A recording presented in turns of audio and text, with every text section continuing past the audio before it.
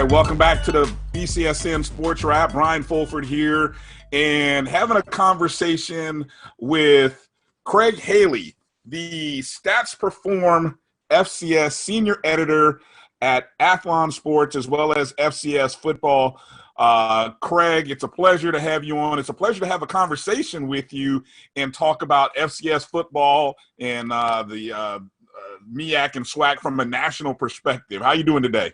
Doing real well. It's exciting to be on with you, Brian. Thank you. Yeah. So first off, let me ask, how are you, your family, your coworkers, associates doing with COVID and things like that? I always like to ask. Doing well. I mean, there are no good solutions out there right now, and then we're taking it one day at a time, and then all healthy. That's the important part, and just keep plugging away at what we do. So right. I hope you're doing well, you and your family and friends. Yeah, we're surviving, doing well. Everybody's good so far. So, I'm thankful for that, definitely. It's been interesting to see the college football season from not just as someone who loves the game, but also as someone who, trying to cover the game. And I've only been in it for a minute or a little bit, but you've been in depth in it for several years. What's this season been like for you, or maybe either a personal or just even from a journalism perspective? It's been difficult, as you know. I mean, this would be my 11th year full-time covering the FCS year-round, and obviously we're not having a full season this fall. No SWAC and MEAC, and hopefully in the spring we will. The part about the FCS is it feels like family to me. I mean, all the schools are so approachable. You're on top of the action. The fans love it. It just feels like family, and to not have it this fall is definitely a little disappointing. At the same time, you got to make the best of it.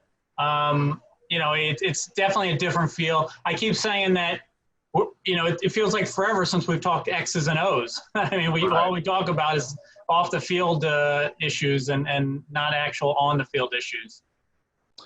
I've got to admit, I'm a bit disappointed in the way that the NCAA has sort of, I feel like, managed this. But then again, I have to remember that the NCAA is really made up of college presidents. How would you describe the way things have been handled, maybe from the group? And we talk about the FCS group. Obviously, it's a little bit different on every level, but from the FCS and even on down, how would you categorize or describe how things have been handled from the NCAA level? Sure. I think a lot of people are a little disillusioned with the NCAA led by, Mark Emmert, the president. I think all along the FCS level and just really college athletics was looking for direction from the NCAA and waited and waited. And when finally the NCAA made some decisions, they basically put it all on the conferences to do it themselves. And it made it a little bit hard as well, with all their protocols and necessary, of course. But I just think the NCAA, people thought there would be direction sooner, and really just left it up to the conferences to decide what they were going to do here moving forward. Yeah. And I will admit, full confession, I think I have gone back and forth on whether they should play, shouldn't play. I think every month I've changed my thoughts as I've seen things happen. If you care to share, or however what are your thoughts? Should they play? Should they not play? I know that's a loaded and sometimes a tough question to answer. Where do you kind of stand on that line? I just think the environment that's out there right now, it's probably just too much danger for transmission of coronavirus. I think that conferences have made the right call not playing their league seasons. It took 5 full weeks before everybody get to that same point. 6 of the 13 FCS conferences have allowed for non-conference games. I do think that's a mixed message, because you're basically saying, and these are the school presidents who make those decisions in the conferences, they're saying, hey, we don't feel it's safe enough to have a league season, but you go ahead and have a non-conference season, a limited amount of games, obviously. But to me, it seems like it's being said that way so schools can have FBS opponents and get that big payday. I just think it's a little bit of a mixed message right now. Yeah. A couple of the conferences, obviously the MEAC and the SWAC, and I was sitting here trying to remember who was first. Actually, I don't even think they were first. I think maybe the conference out in California might have been one of the first conferences to postpone play. But when the MEAC and probably maybe right after the SWAC decided to make their decision, they were two. I guess the Ivy League probably made their decision maybe before. But the MEAC and SWAC were definitely in the first 5 or 6 overall on the FCS level out of the 11 conferences. I think they made the right call, and I like how they're the only 2 conferences in the FCS right now that actually have given out their spring plan and how to make it work. Obviously, everybody's working on their plan, but to have it out there and to have a timetable and as players and coaches be able to see that vision and know where you're headed, I think that makes it easier for those 2 conferences. I like what the 2 conferences have done here, announcing their plans. When those conferences made those decisions, Ivy, MEAC, SWAC, I don't know what was the perception, or maybe what were the thoughts of other conferences? I mean, I have a feeling that, obviously those 3 conferences aren't heavily involved in the playoffs. So I don't know if other conferences kind of looked at that as kind of scoffed at it a little bit and said, oh, well, they're not in the playoffs anyway, so, it is what it is. But what were you hearing on your end? I think everybody in football was going to do everything they could to make this work. It wasn't, they were going to push the deadline and take it up to the end. The deadline almost being the start of preseason camp in early August. I think when those conferences announced, I'm sure other FCS conferences didn't want to, say publicly, we're probably headed in the same direction, but they probably knew it, a lot of them. So even if you held out, you knew that you probably weren't going to have enough time to make this work. I think, yes, I mean, fans' perspective, they looked at it as, yes, those conferences don't participate heavily in the playoffs, so they were still hopeful from a fan perspective that there'd be a full season, there'd be 24-team playoff. And it just started happening. It was like dominoes, 5 weeks of 13 conferences making the same decision, more or less. Yeah. You mentioned it earlier, the SWAC came up with a plan, and even, they were probably one of the first conferences to actually give a detailed plan of what they were going to do. And then most recently, they released a schedule of conference games. When you looked at that schedule in terms of the dates and things of that nature, what are your thoughts on that? I like it because you have 6 weeks of games, more or less, unless they add a non-conference game, but 6 weeks really over a 9-week period. So that gives you bye weeks, and that's what most people thought about this fall, that schedule some bye weeks, because if there is an outbreak, if people test positive, it gives you time as a school to regroup, maybe get those players, back to being well again and then testing negative again during that time away from the field. So I like the 6 games and 9 weeks plan.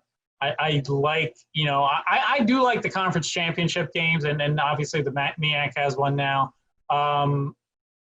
It probably leaves open the possibility of both conferences maybe getting in the playoffs, because the playoffs could work 16 if it's 16 teams and starting the second weekend of May, with both the MEAC and SWAC having their championship games on the 1st. If you start the 8th, the only thing is if the playoffs are 16 teams and those 2 conferences want in, I don't know if it can work that it would only be 16 teams, because at that point too many conferences would have automatic bids. It would be 12 at that point, and really not enough at-large teams. So even though both teams are hopeful of maybe having the champion go to the playoffs, it just may not work, especially if it's 16 teams in the spring. Yeah, so I know the NCAA has not released any type of dates, and I think they had a meeting last week to actually acknowledge that, yeah, we're looking at playing in the spring. Have you heard anything in terms of a spring date? It's I think the feeling is Memorial Day weekend would be the championship game.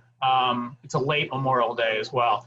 I think it's going to be a little while before we actually get that bracket kind of dates, because it has to go through different committees. And the FCS committee is going to drive this. They're going to want playoffs. They're going to want to make this work. It'll happen as long as there's a spring season. It's just a matter of, will we have a spring season? Everybody's hopeful, but we were also hopeful of a fall season, and it didn't quite happen. So, first thing is we got to get it solved as a nation medically, and then hopefully we'll go back to some normalcy. So I think it'll be a little while before we'll get the dates. But again, it should happen as long as there's a season. And you brought this up in one of your recent articles I read, talking about teams playing in the fall. And I've said this as well. When the first idea was pitched about spring practice or spring games, I thought about the words that a lot of people were using was the health and safety and concerns. And I kept saying to myself, you're talking about health and safety is a concern, but at the same time, you want to turn around and play in the spring and potentially play again in the fall. What are you hearing? What are your thoughts when you think about that kind of schedule? Well, that's the next big issue. I mean, the first one being what we said earlier is that, why are we having non-conference in the fall for some schools if the health and safety is the number one priority? I do think perhaps if you go deep into the spring, deep playoff runs, say, you're going to have to adjust how you do this. It may not affect every school because some schools won't be in the playoffs and will be done by the end of April. So that helps them a little bit. I think you have to adjust the off-season activities, those dates, maybe start a little later, than usual for camp for the start of the regular season. I think you're going to have to make that adjustment if we're really going into late May for some of these schools. Yeah, that's going to be interesting to see how we were talking recently that with the SWAC and the MEAC both putting their championship games on May 1st, they actually left an open date the week before. And we were kind of theorizing that, well, let's just say if the NCAA comes out with the schedule, they could possibly move the championship games up a week to like April 24th. And then it kind of opens the door for playing in May. And then we got to talking about, well, what are you going to do on Mother's Day weekend? And it's like, oh man, I don't know how you're going to figure all that stuff out. The scheduling guides, tough job. I was, as it relates to spring ball, it seems like if the NFL goes ahead with their season, they're not likely to change their plans in the spring. And it kind of brings up the idea that you're going to have some guys miss out. I mean, I just recently read, obviously on the FCS level, Trey Lance, I believe, the quarterback, North Dakota State, they're playing, which is amazing to me. They're playing a showcase game, essentially. I love the way how you phrase that. It's a showcase game. But you're not going to see him in the spring. Over in the SWAC, it'll be interesting to see if you see guys like Akil Glass, the quarterback for A&M, Jermaine Martin, and Mac McCain, two guys over at A&T who have been All-Americans in your rankings and things of that nature. What are your thoughts on the big name players sitting out the spring so that they can concentrate on getting drafted or those combine opportunities? It's a great topic, Brian. I think if you're really, a serious prospect and do have hopes of making it, you probably have to pull away and do the pre-draft buildup, the training at these training facilities, hopefully a combine or a pro day. We saw what happened this past year where there was a lack of pro days because schools shut down with the pandemic, and an all-time low, 6 FCS players were drafted. I mean, that was half of the previous all-time low. So not having pro days, really hurt the FCS. You probably can't have that happen again next year. These scouts do want to see you up close. They want to get their timings and measurements and everything, not just relying on game film. So I do think, yes, we're going to miss some key players in a spring season, provided there's one. And it's not an easy call, but, individually, it's probably what you have to do if you have NFL aspirations. Yeah, it'll be real interesting to see where that line is because, like you said, a lot of FCS guys. Actually, the first player didn't get drafted until almost in the 6th or 7th round last year, and so the numbers aren't real high. I mean, occasionally you'll get a 1st or 2nd round guy, but it's a lot at stake for those big name guys.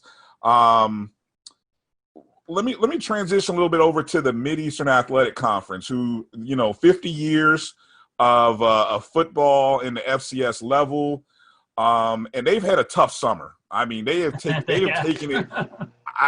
have taken it on the chin with the recent departures of, Florida A&M, Bethune-Cookman. July 1 of 2021, they also lose North Carolina A&T. When you see what's happening in the MEAC, what are your thoughts on that conference's, I hate to say survivability in the FCS level over the next few years? Yeah, I think it's going to take some time for them to get back to the level it's been on. I mean, those are, on top of Hampton even. I mean, the 3 that they're about to lose are just key players, on a football level, A&T, Bethune, FAMU. You just can't overcome that in a long period of time, let alone a short period of time. I think they're going to have to, probably draw somebody up from the Division II level.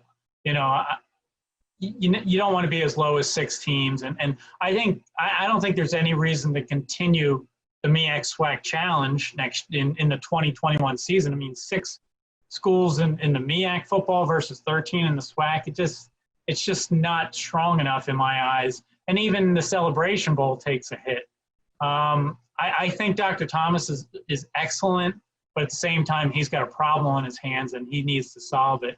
If there's a positive right now, I liked what they announced in their plan for the spring season. I mean, they came out and showed you how they do it without a lot of travel, without flights. Now the 2 divisions are so much different. The northern one is just so much weaker than the southern division. But I guess you couldn't get around that. The southern division is loaded, but I think, it's a problem they need to solve. And from a alumni and fan perspective, people want answers quickly. So I think they really need to move fast and try and at least get 2 more back to like 8 football schools. Yeah, that when they broke that up into 2 divisions, that South Division with FAMU, Bethune, A&T, Central, North Carolina Central, and South Carolina State. I mean, that's the 5, probably the 5 favorites. Yeah. That would have gone into this fall. At least 4 of the 5 easily. So that is definitely loaded. That's going to be a knockdown drag out. To see how that happens. You mentioned some, in terms of expansion opportunities. You mentioned Division II, and I know that can be difficult because of the finances that go with it. Are there any FCS schools? I mean, we were doing the math. There are not too many FCS independents, or are there any fits among other FCS programs that might fit the footprint for the MEAC? Well, independents, no, because the ones that are on the East Coast are actually, ready to move into conferences. The ones that don't have conference affiliations going forward are much farther west. Geographically, I mean, schools in the Big South are aligned geographically, but their conference has gotten stronger, so there's no reason for them to leave there. No, I do think unless you have a team moving up or just a startup program, a school with a startup program, that's where you got to have your focus, I believe. Yeah.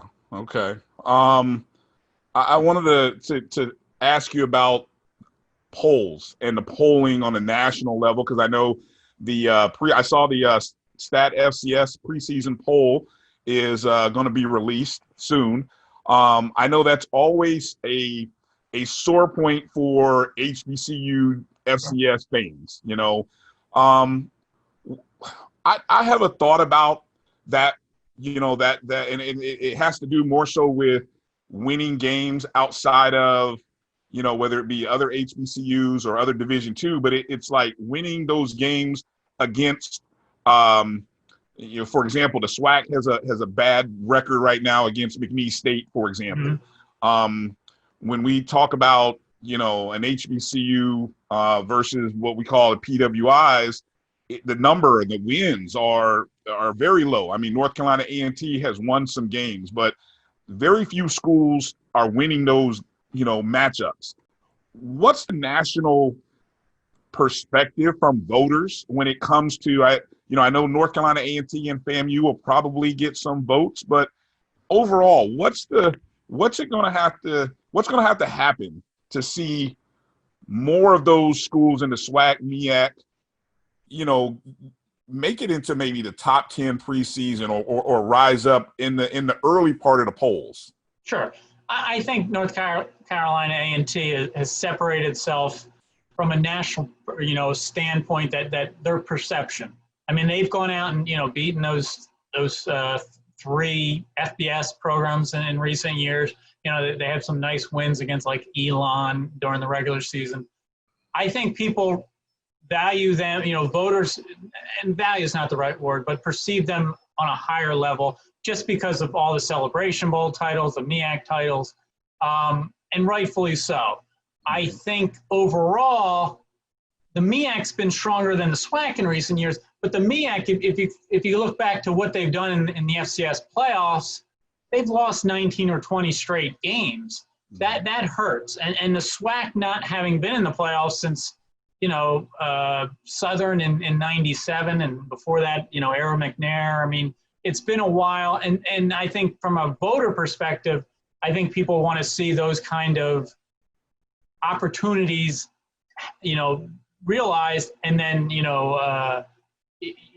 wins coming out of it. So I do think A&T has been a little bit different and than the other HBCU teams. I think what you mentioned, though, like say for last year, South Carolina State, beat up on Wofford to start the year and basically trailed Wofford in the poll, even afterwards. So I can understand the frustration, but I do think the MEAC losing streak in the playoffs does hurt the overall case.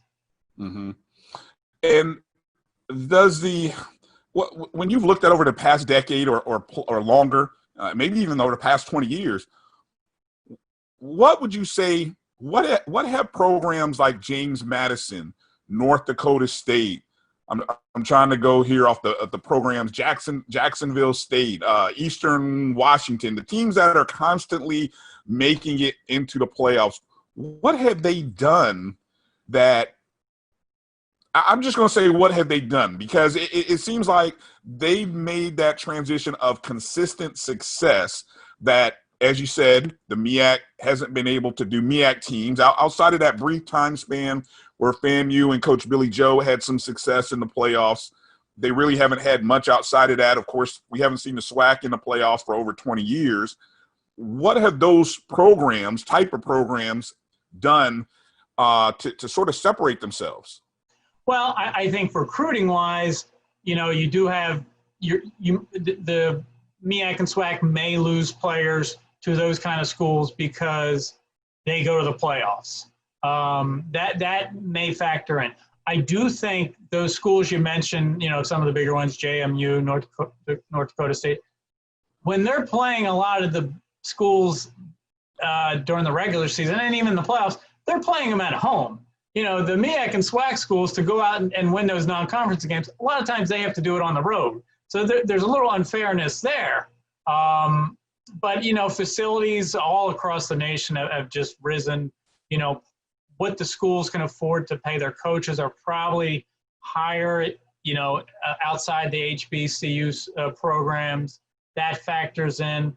I tell you what, we're talking playoffs a lot, but I love the Celebration Bowl. I think both conferences made the right decision in going to that. Now, Yeah, yes, it may hurt the overall perception because they're not in the playoffs, but I think the lack of recent success in the playoffs indicates, hey, let's do the Celebration Bowl. So I'm all for that, to be honest with you. I just think it'll be hurt when the MEAC drops the 6 teams come next July. Yeah, one of the things that's always talked about is the finances, and that playing into the playoffs sometimes creates a deficit versus in the Celebration Bowl, whoever those 2 teams are, there's a positive, there's a surplus, and that also is going to the schools and conferences. So I think that's one of those arguments. Like you said, you haven't had a lot of success, and then you're actually paying sometimes where financially it hasn't been.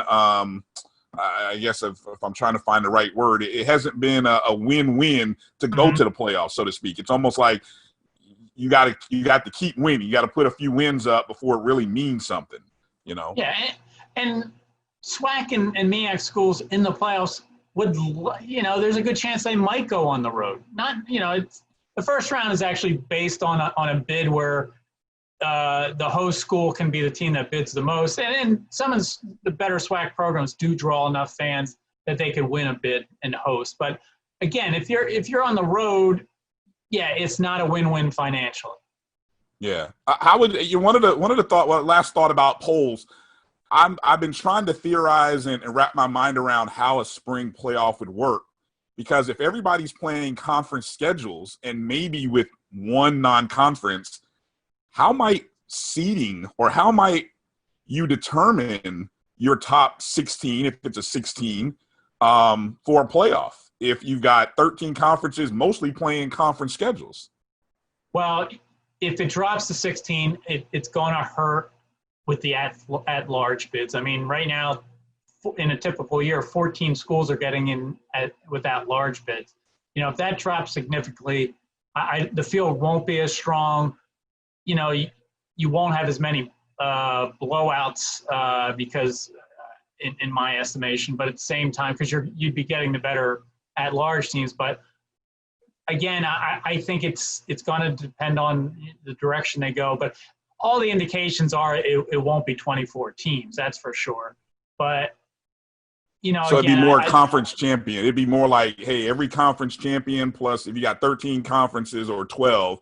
If it depends on what the Ivy does, and Ivy won't be in. They just, their presidents just don't want to do it. Yeah.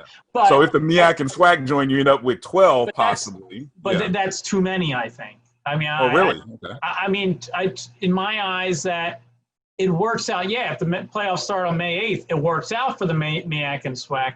I just don't think it leaves enough at-large teams. There's going to be a big backlash if a very good, and if we're talking an 8-game spring or 7-game, if a team's like 6-1, 6-2, and played in a tough conference and doesn't get in, and that may happen a lot, that there's going to be a lot of backlash saying, why aren't we having more at-large bids? Yeah, I think that's going to be interesting to see how the NCAA plans that. Before we let you go, I know you've been gracious with your time. Right there behind you, over your left shoulder, that beautiful poster there, FCS Awards, and the Buck Buchanan Award. The 25th anniversary was 2019. And you guys always do a great job with those awards. Go, just remind the people again the different categories, because a lot of SWAC legends are named, for those awards. Thank you for letting me talk about it. Yes, I mean, I have the poster of Buck Buchanan over my shoulder, because if I was a quarterback, he'd be coming up behind me and sacking me. We know that. So this past year in January, on the eve of the FCS championship game, every year we hold the Stats Perform holds the national banquet for the top individual awards. The Buck Buchanan did celebrate his 25th year for the Defensive Player of the Year. Georgia Buchanan comes and presents. There's been some great SWAC players. Chris McNeil from NCAA and T1. Sheen Mathis was a former winner.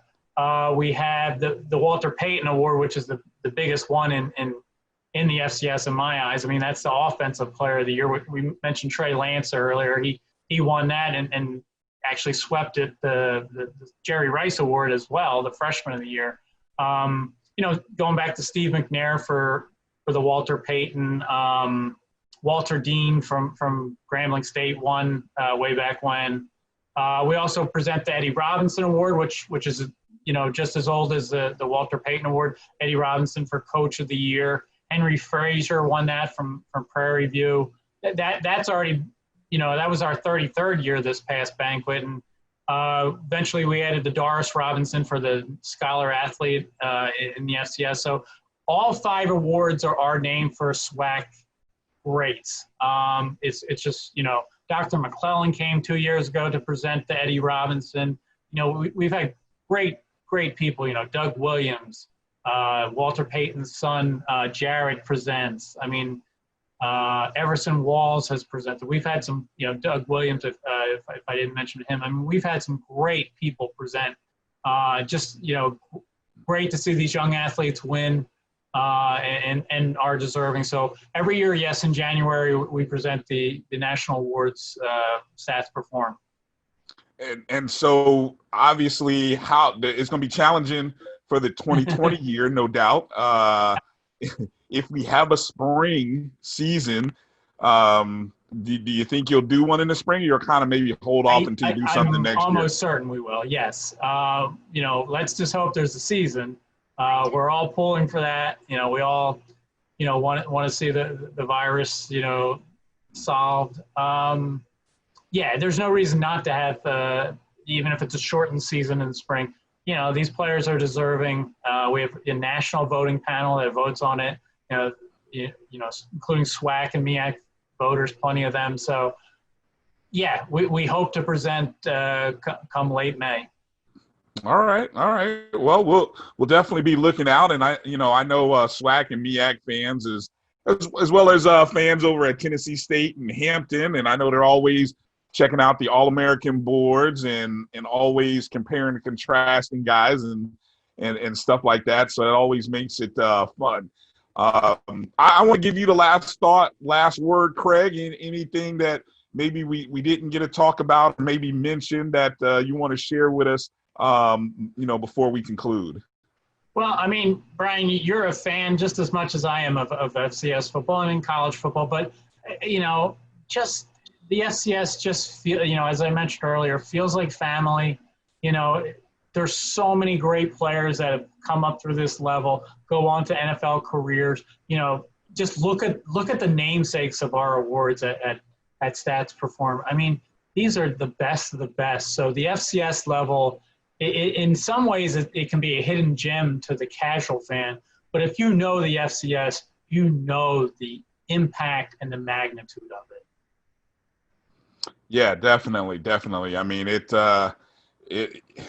a lot of prestige and heritage there, and I always say one of the big things for the SWAC is they've held that attendance record for 41 out of 42 years or something like that. Yeah, so when I think about what the SWAC is doing in terms of their expansion, it's exciting to see where that conference is going. We're going to pray for the MEAC and hope that they're able to continue to build and grow strong. And I'm one of those people, man. I hold out hope that the MEAC and SWAC teams and TSU and Hampton that they can get some games against some of these other SES powers and win a few of those. I mean, there's talent at these schools, and so you just got to be able to put it together. So Craig Haley, find on Twitter at Craig Haley, that's CraigHaley, the Stats Perform FCS senior editor. Check out his work on fcs.football.com and also on Athlon Sports. And the upcoming preseason poll will be coming out, so that's something to look forward to, and just more stuff for us to debate on. It'll be interesting. I saw at the end of last year, FAMU and North Carolina A&T were in the top 25.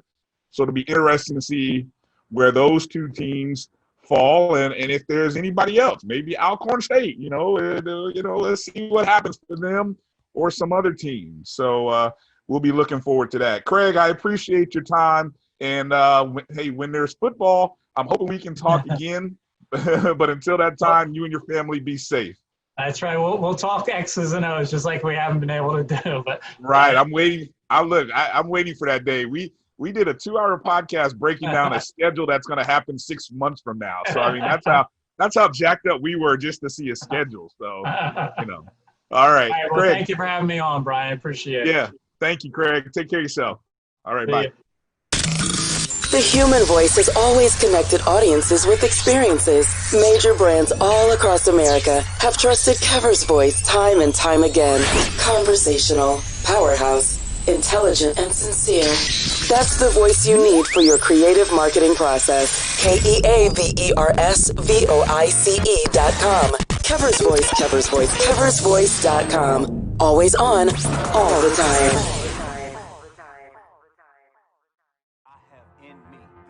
Support the Black College Sports Network so we can continue to provide you coverage. Go to myjbn.com/support and be a part of the Black College Sports Network. Welcome back to the BCSN Sports Rap Show. Joining us on this episode for this BCSN Sports Rap conversation is somebody who I've recently started following on Twitter and on YouTube. Has a very interesting podcast that he does, very interesting takes on professional sports. David Shepard. David, how you doing this morning of the Good Shepherd podcast? How you doing this morning? I'm doing good, AD Drew. Thank you for having me. Appreciate you reaching out. Respect your attitude, man. As a journalist, someone who's in sports, you know, you're a collaborative guy, man, and we need more of that in the industry. You weren't bargaining for all that. You were just asking how I'm doing, but I did want to get that out there. So thank you for having me. Well, we appreciate it. We appreciate it. And you've got a podcast. It's not that it's fairly new, at least as far as I know. I just recently discovered it within right. During the downtime of sports. That's the best way that I could put it, during this downtime that we've had over the last couple of months Sure. due to COVID. So since a lot of my audience probably have no clue as to who you are and what you do, I'm going to give you a couple of minutes to go ahead and plug yourself, plug your podcast, and kind of tell everybody what you do on your podcast before we start having our conversation. Sure. So I am a national sports writer for CBSSportsRadio.com. I write about everything. That's not true at all. I write about basketball, football, and baseball.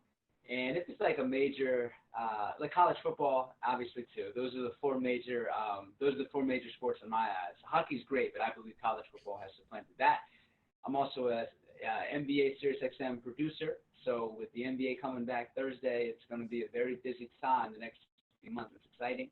And then what you alluded to, AD Drew, is with sports, you know, having the significant downtime, I started a YouTube channel. It's called The Good Shepherd, and it talks about the most important sports topic. And I don't go too long. I know a lot of podcasts go 58 minutes, an hour, and unless you're Joe Rogan or unless you're Rasheed Wallace, you know, people don't want to listen to what you have to say for 50 minutes to an hour, more than likely. So I'll keep it short, 4 minutes, 5 minutes. What do you need to know? Like you said, I get in, I get out. And if you type in David Shepard, Shepard, the exact spelling you see here, thank you for getting that right, AD Drew, Shepard, type in that name, type in Kobe, the great late Kobe Bean Bryant. I will come up on YouTube, and I got a bunch of sports videos. I don't like the word hot takes, just basically the content and the information that you need to know that's going to allow you to move forward in your sports topics and conversation. Hopefully it's insight and numbers that you've never heard before. All right. And you speak on the late Kobe Bryant, and honestly, it's a little bit of a microcosm as to how this year has gone as far as sports. You know, you had David Stern who passed away coming into the new year. You had Kobe Bryant. Then you had the COVID-19, whatever adjective you want to use after COVID-19. We have had it this year. Just kind of talk about you being a professional journalist with all the different things you do with your podcast, with Sirius, with CBS. How has this been as a journalist profession for you this particular year? You know, to be transparent, it's been hard. You know, first of all, you know, it's all about perspective right now for me. Like, I'm healthy, I'm safe, my family's been healthy, my family's safe. So just from that regard, I'm very, very fortunate, right, compared to what other people are going through. But with that being said, you know, being in our industry, Drew, it's a hustle, man. And unless you're Stephen A. or Scott Van Pelt, 95, 96% of us, I would say, have multiple jobs in this industry. It's not a high-paying industry. So you got to hustle. And, you know, the reality is I lost a couple jobs, like many of us in this industry. I mean, I still have a couple of them, but it's not the same hours. And so, you know, things will pick up, fortunately. But it's been tough. And so it kind of goes to what you were saying, is how do you make the most of this time? How does anyone make the most of this time? And you got to go into something that's uncomfortable for you. And that's what I did with this YouTube channel. And that's something I'm really excited about. But man, you know, you talk about what's going on right now in our country, man. Watch it. Are you a baseball fan? I'm a St. Louis Cardinals fan. I like baseball, but I'm gonna be honest with you. If the Cardinals are not playing, I'm probably not watching because I'm originally from St. Louis, Missouri. And we're getting back to sports, and it's great to see we're getting to whatever we're gonna call our new normal. At least our new normal for now. That's what I like to call it. You've got NBA in the bubble. You've got baseball outside of the bubble trying to play. You've got the NFL getting ready to try to do what they got to do with training camp, and right. that's been a very fluid situation and a moving target.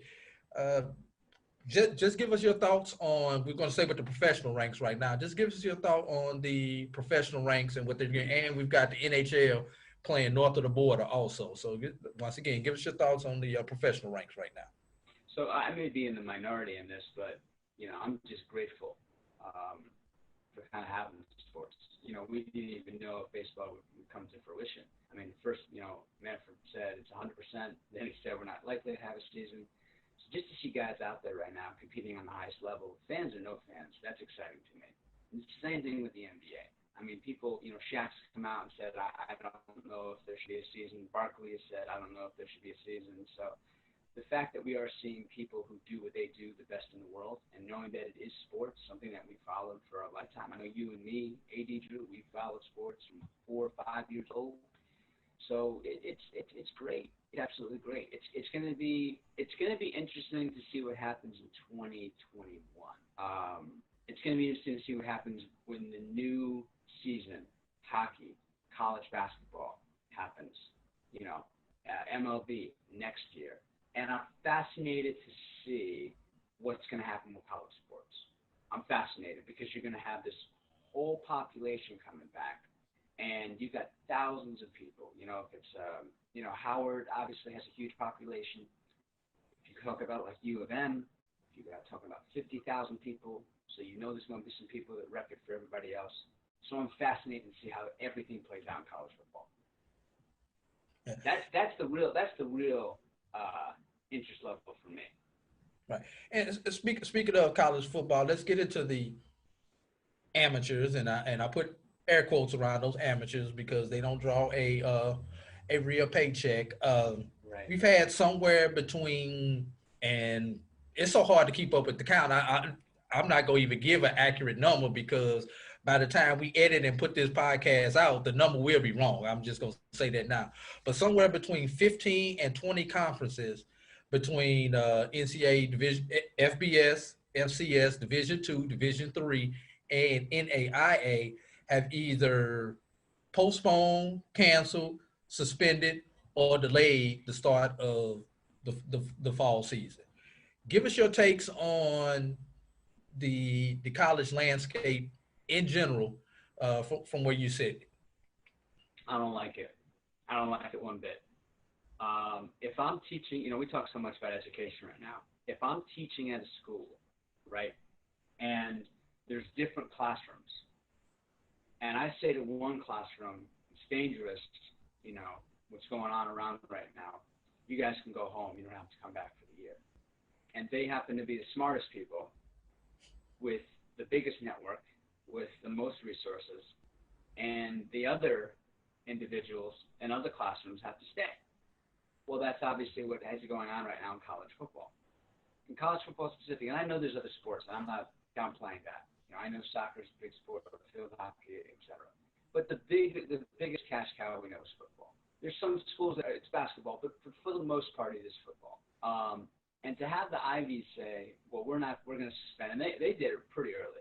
And we also saw them do it in the spring, relatively early compared to other conferences, and then everyone else followed suit. What's the message there? What's the message there? When I look at it, being honest with you, when the Ivy League, who supposedly by reputation are the best and the brightest that we have in America, have Ivy League education. We're talking about doctors, lawyers, businessmen, et cetera, et cetera. When the Ivy League leads the conversation, that ought to tell us something. Correct. Because when you go look for a CEO of your company, if they've got a degree from Harvard, Yale, Princeton, et cetera, they're going to move to the top of the class on the interview list.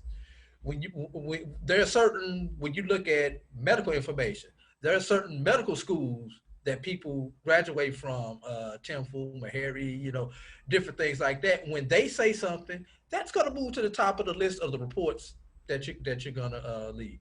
And when the Ivy League not only was the first one to cancel in the springtime, but I believe they were the first. If they weren't the first, they were one of the first to cancel for the fall. Right. It should be a signal for everybody to slow down and to really think about the decision that you're going to make.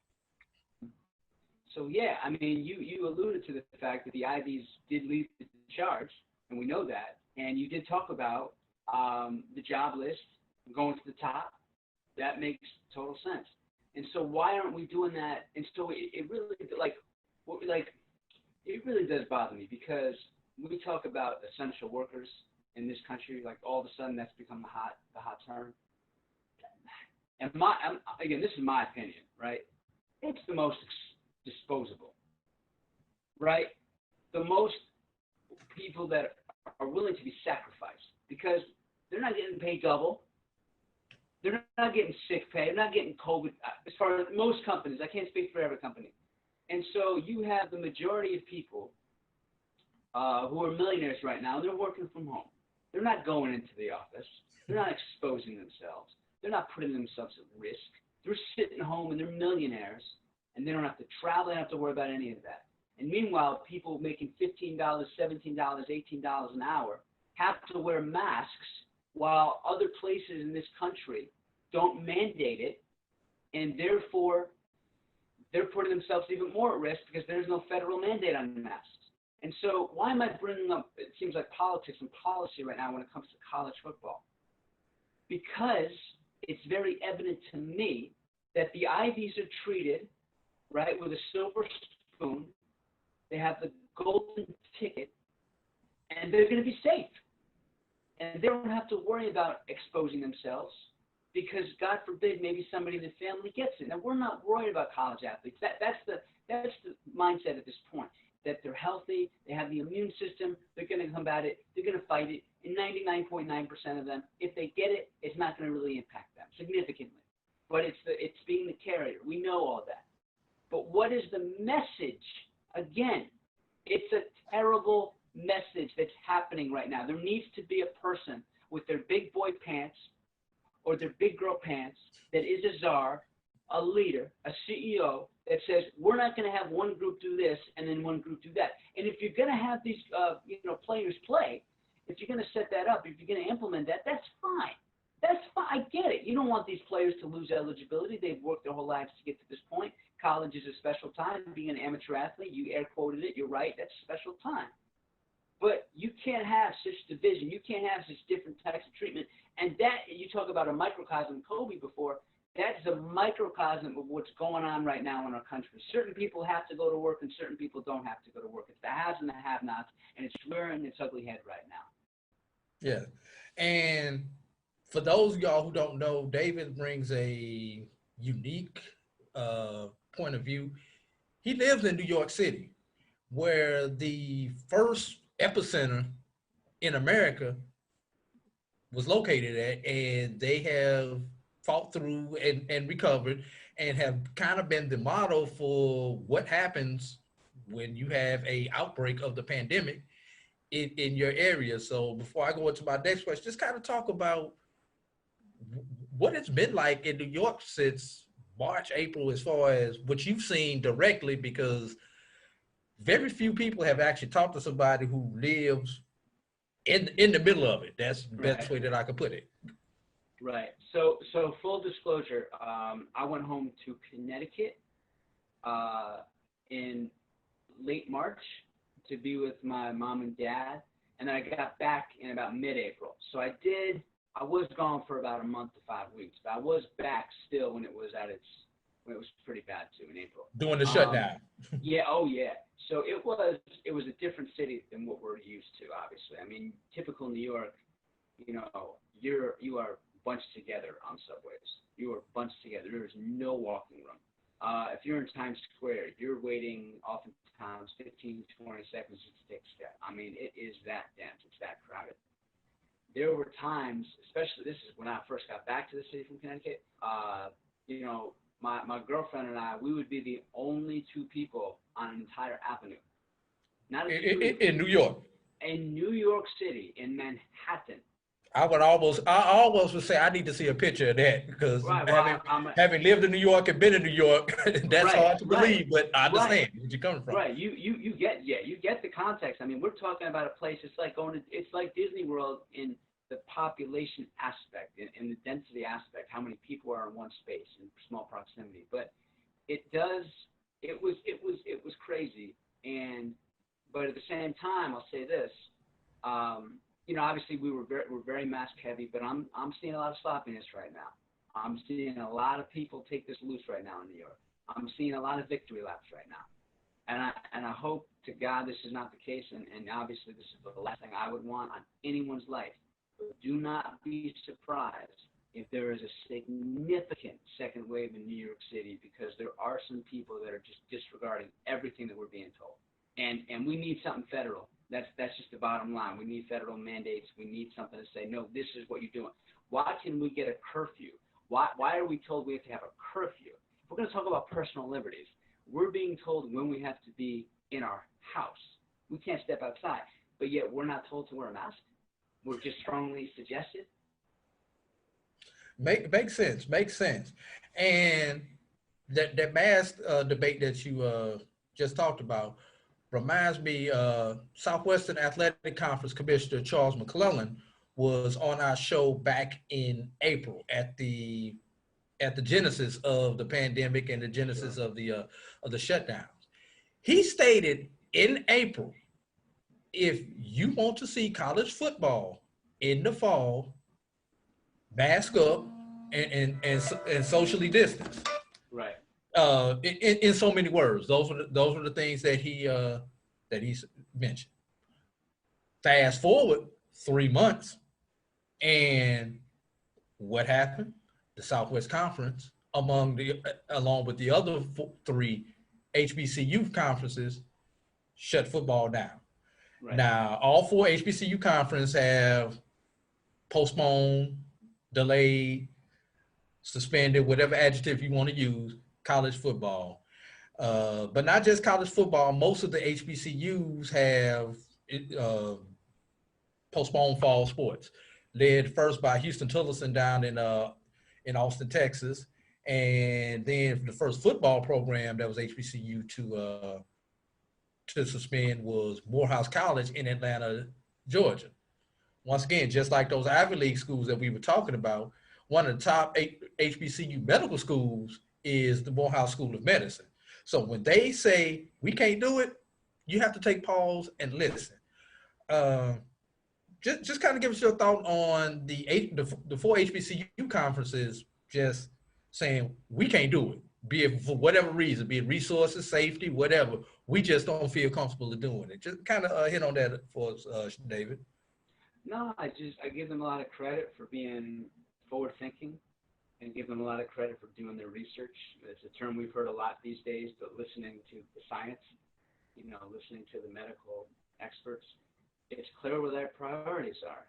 Their priorities is the safety and well-being of the student body and the student body's families that they serve. And I give them all the credit for the world. I don't want to say my hesitancy, but my question would be, well, colleges, universities are based on income. They're based on how you generate revenue, whether that's from alumni, whether it's from gate prices, whether that's from some kind of television sharing distribution. And so I would want to find out more what that compensation would look like and what they're losing, because you don't want to see colleges shut down. It doesn't have to be HBCU, obviously. It could be any college. You don't want any college to shut down, no matter what the budget is. I'm not worried about the Ivy Leagues. The Ivy Leagues have endowment, going back to the 1600s. You worry about the other schools. So I do hope there's a plan for that, because what must go up must come down. And so the question I would have for them is, okay, well, what are you doing to replace what you would be making? But I give them credit for having their priorities straight, for doing the research, for being forward-thinking, clear-thinking. Again, it really bothers me that colleges are not, across the board, are not consistent and steadfast in their approach, and how it seems scattered. It is scattered. Yeah. And also, speaking of HBCUs, the Southwest Athletic Conference, once again, was the first conference across the board in any division to actually come out with the framework of a plan on how they anticipate playing in the spring, with their 6 conference games, with the option of a 7th game non-conference if someone else chooses to play in the spring, or being able to schedule another opponent who's not on the schedule from within the conference. Right. Once again, they were the first conference across football, period, college football, to come out with the framework of a plan.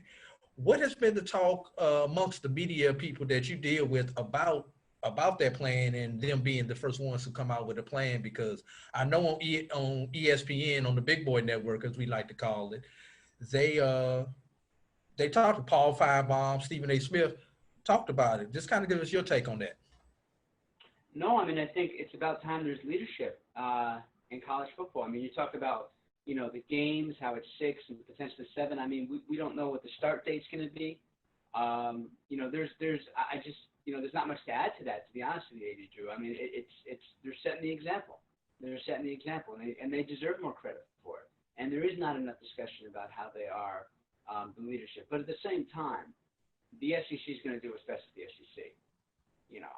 I mean, the SEC, you want to talk about the big boys. They're the big boys of college football. The Alabamas, Floridas, the LSUs, the Auburns. I mean, come on now. I mean, they're not operating under anybody else's measures and guidelines.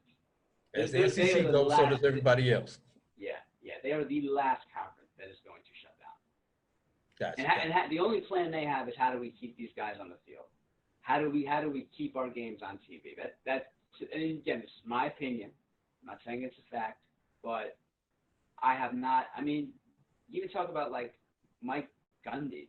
What he was about at OK State. How he was so insensitive to the well-being of it seemed like his players.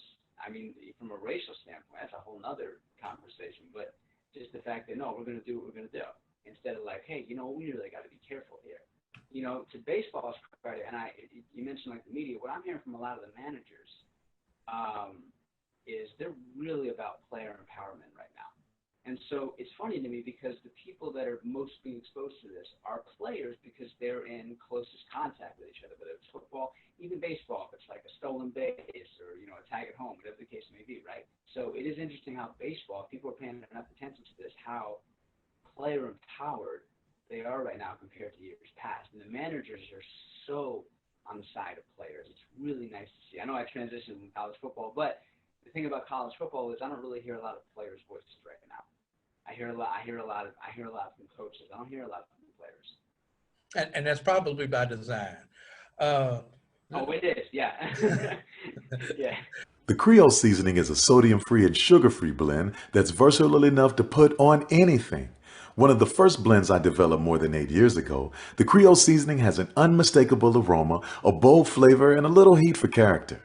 Every time I open one of these bottles, I hear trumpets and big band music. It didn't. What happened was a gentleman wanted to do the Black College Sports Network in partnership with the HBCU for these black colleges. Absolutely. And it would have educated the Black College Sports Network. This is what he wanted to do. That would have educated a lot of black kids. Okay. That was the real reason why I got into it, was when I saw what happened with the Black College Sports Network, which I. Last set of questions I want to get you out of here on. Bakur Maker commits to Howard. Mackie Williams says he's going to commit to an HBCU. You've seen this shift in paradigm for the African-American basketball players. Yeah. Instead of looking at the P5 schools or group of 5 schools, starting to look more towards the HBCU landscape. And let's be real, a lot of that has to do with the recent Black Lives movement, some of the tragedies that we've seen as far as policing and African Americans, especially that have been brought to the media attention over the last year. But growing up as an African American man, this is something that I've been dealing with for 48 years that I've been alive. Give us your opinion on that. You look young, 48. Can I get a birth certificate here? I actually got a year eligibility left. No, I'm just joking with you. But all seriousness though, do you think that these African American young 17, 18-year-old players going to the Howards, the Alabama states, the HBCUs, do you think that is a short-term trend that's just reactionary, or do you see it that this could be something that's sustainable? And if it is sustainable, is it good? Is it bad? Just kind of get on that, the Black Lives Matter movement. Just get into your opinions on all of the above. Well, what took so damn long is my thought. What took so damn long? Because if you look at, and again, I want to be sensitive here, and I want to be respectful here. But to me, it seems so ridiculous. I'm trying to think of the right word without being professional here. It seems so ridiculous that when you talk about baseball, the 3 main sports in professional sports, baseball, football, basketball, you agree with that? Correct. Okay. How many owners do we have that are black? Next question. Right. So it's Michael Jordan. That's it. And the only reason and I'm talking about majority ownership, and the only reason that he is the owner is because this is the greatest athlete in the history of. So when we talk about Michael Jordan, he is the only black owner in professional sports. I don't think, without even knowing, but I'm almost 99%. There's not a black owner in the NHL. So you're talking about the 4 major sports. That is 125 franchises between the 4. Correct. So that's 0.07. That's 0.75% of ownership is black. Yet, if you look at football and basketball, the majority of the athletes are black. Over 70%. Right. Now, name me the last time. In all seriousness, name me the last time there was a great white NBA point guard. Steve Nash or John Stockton would be the 2 that I would come up with. Right. And so Steve Nash was a rookie 24 years ago, right? And he didn't even grow up in the States. Yeah, he's Canadian. Right, exactly. So there needs to be a real conversation. And I'm saying this as a white person, right? There needs to be a real conversation about how we put HBCU schools more on the map. Because I got to tell you something, and I listen, and this isn't great on my part, but I can't name you the HBCU schools. I can't. I'm somewhat intelligent. It's not by not wanting to know. It's just, it's not in my wheelhouse. It's not put out in mainstream society. Now, I can tell you about Tobacco Road. I can tell you about Duke.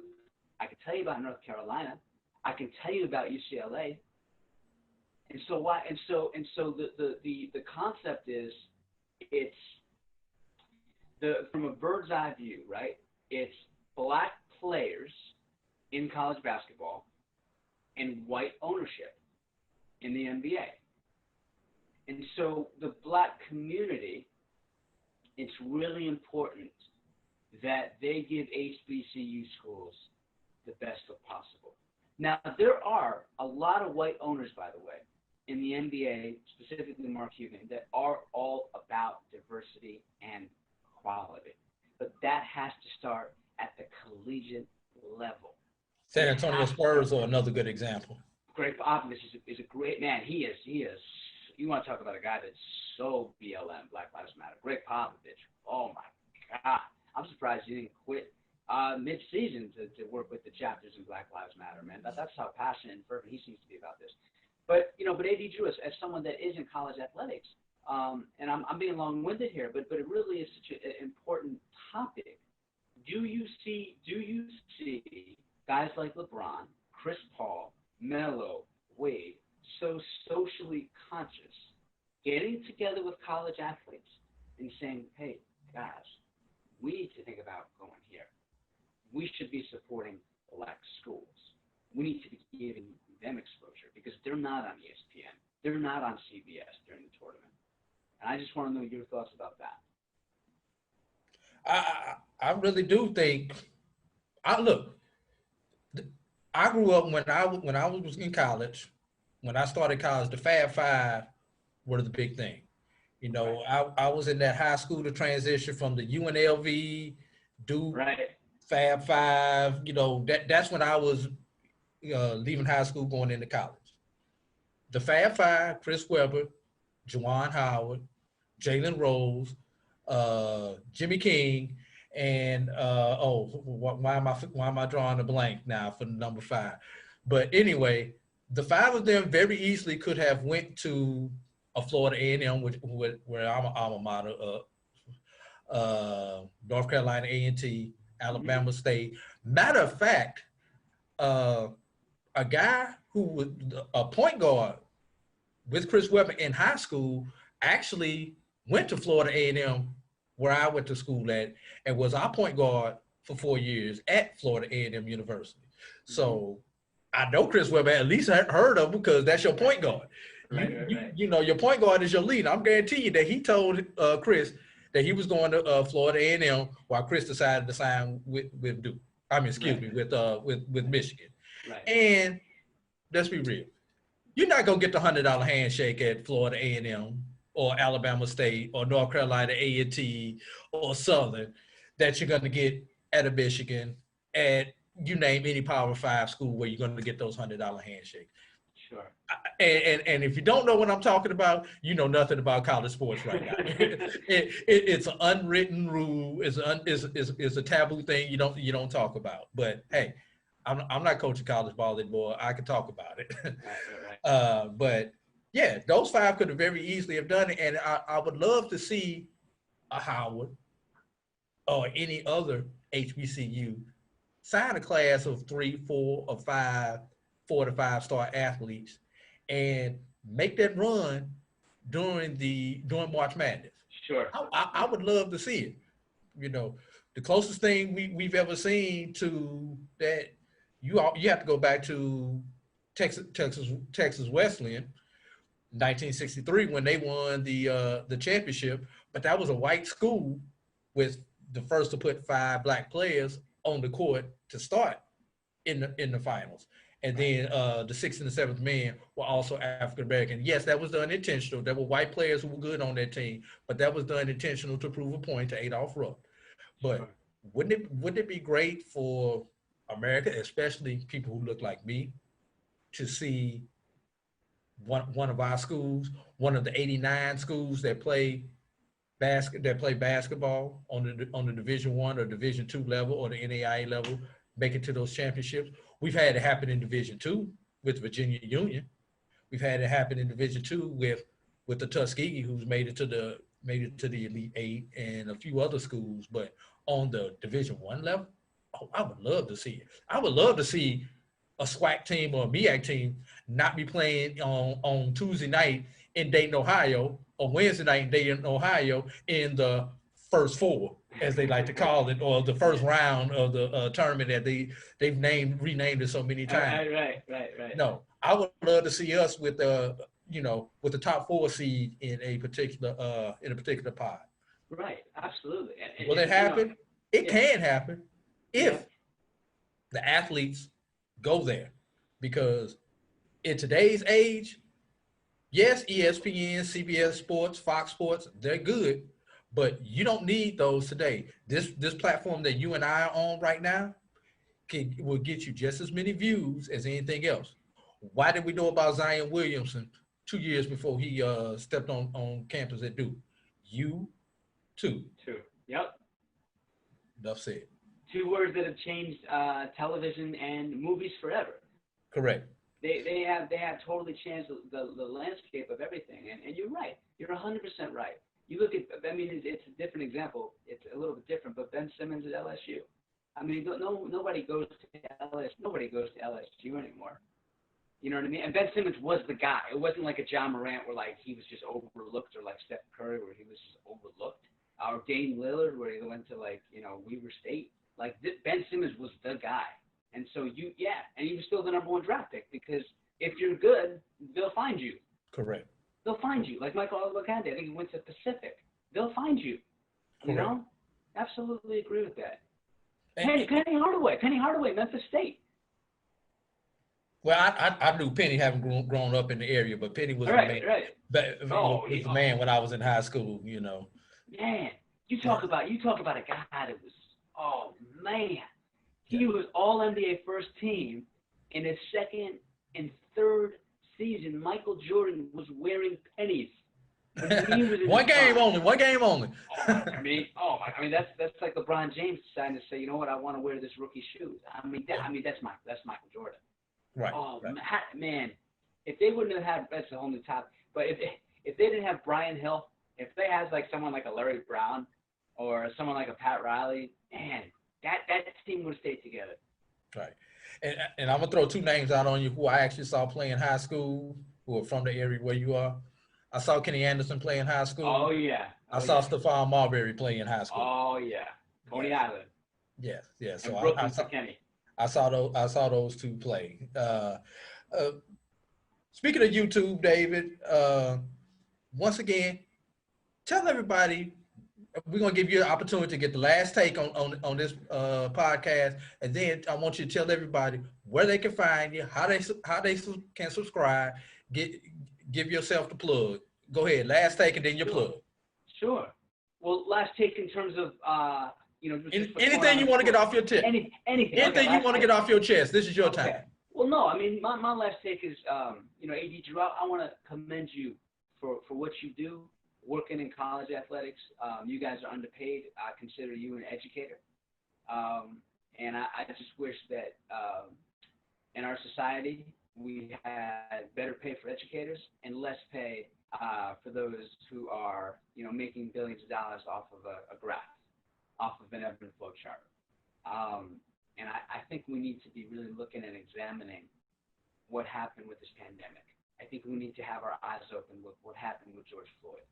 And, you mentioned before, and it was very on point and poignant and important, is the movement for going to HBCU schools something temporary, or is it something permanent?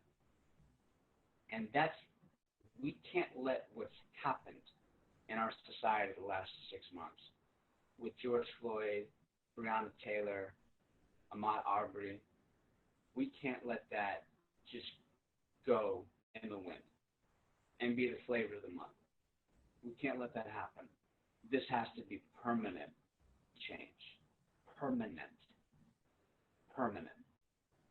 And times need to change. And to be honest, they should have changed a long time ago. But we know where we are now. And my thing is, we have to treat each other as human beings. And we have to treat each other with respect.